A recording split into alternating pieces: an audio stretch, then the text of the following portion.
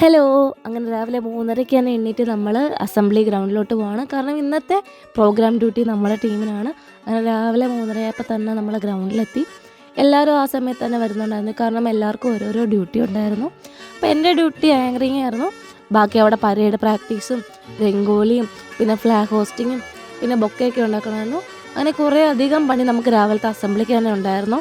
അങ്ങനെ രാവിലെ അസംബ്ലിയൊക്കെ കഴിഞ്ഞിട്ട് നമ്മൾ നേരെ പോയത് യോഗ സെക്ഷനായിരുന്നു. അപ്പോൾ ട്രിവാൻഡ്രത്ത് നിന്ന് വന്നൊരു ഡോക്ടറായിരുന്നു നമുക്ക് യോഗ എടുത്ത്. അങ്ങനെ പുള്ളിക്കാരിയോട് കുറേ നേരം സംസാരിച്ച് നമ്മളവിടെ നിന്നു. അങ്ങനെ യോഗയൊക്കെ കഴിഞ്ഞിട്ട് നമുക്ക് നേരെ ഒരു ഫീൽഡ് വിസിറ്റായിരുന്നു. ഫീൽഡെന്ന് പറയാൻ പറ്റത്തില്ല, നമ്മളൊരു ഡാമാണ് പോയി കണ്ടത്. അങ്ങനെ എല്ലാവരും ആ ഒരു വൈബിലായിരുന്നു. അങ്ങനെ അവിടെ പോയി ഡാമിൻ്റെ അവിടെയൊക്കെ കണ്ട് നമ്മൾ അത്യാവശ്യം 5-6 സ്ഥലം വിസിറ്റ് ചെയ്തു ആ ഡേ തന്നെ.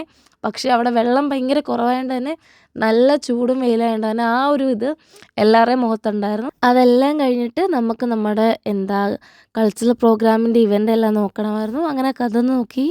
നിങ്ങളീ കാണുന്നത് എന്നെ ബെസ്റ്റ് വോളണ്ടിയർ ആയിട്ട് തിരഞ്ഞെടുത്തായിരുന്നു. കുറേ അധികം കഷ്ടപ്പാടുണ്ട്.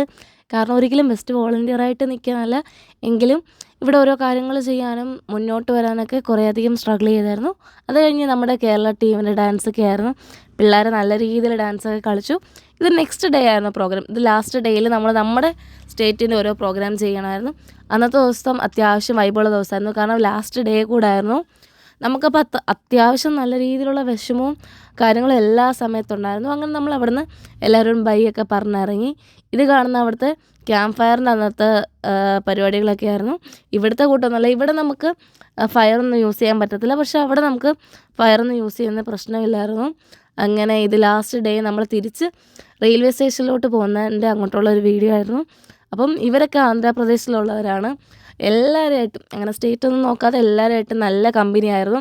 അത്യാവശ്യം നല്ല വൈബുള്ള പിള്ളേരായിരുന്നു എല്ലായിടത്തു നിന്നും വന്നത്. ലൈഫിലങ്ങനെ മറക്കാൻ പറ്റാത്ത കുറേ അധികം ഓർമ്മകളാണ് ഈ 8-9 ദിവസമായിട്ട് നമുക്കുണ്ടായിരുന്നത്. അങ്ങനെ നമ്മൾ ട്രെയിനിലൊക്കെ കയറി നമ്മൾ ബിരിയാണി വാങ്ങിക്കൊണ്ടായിരുന്നു ട്രെയിനിലോട്ട് വന്നത്. എല്ലാവർക്കും നല്ല രീതിയിലുള്ള വിശപ്പുണ്ടായിരുന്നു. അങ്ങനെ അവിടെ ഇരുന്ന് നമ്മൾ ബിരിയാണിയൊക്കെ കഴിച്ചു.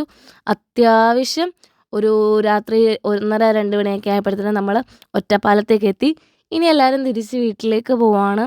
അങ്ങനെ നമ്മൾ തിരിച്ച് നാട്ടിലോട്ട് ട്രെയിൻ കയറി. ഇതിനിടയ്ക്ക് കുറേ അധികം സംഭവം ഉണ്ടായിരുന്നു. എനിക്ക് വയ്യാണ്ട് വന്ന് ഹോസ്പിറ്റലിലൊക്കെ പോയായിരുന്നു. അതെല്ലാം കഴിഞ്ഞ് നമ്മൾ നാട്ടിലോട്ട് എത്തിയപ്പോൾ ഒരു പ്രത്യേക സന്തോഷമായിരുന്നു. കാരണം ഇത്രയും ദിവസം വേറൊരു സ്ഥലത്ത് നിന്ന് നാട്ടിലോട്ട് വന്നല്ലേ. അങ്ങനെ അവസാനം ടീ കയറി ഒരു ഷവായൊക്കെ കഴിച്ചിട്ട് തിരിച്ച് വീട്ടിലോട്ട് പോയി. അപ്പോൾ എല്ലാവർക്കും ഒരു കുട്ടി ബൈ.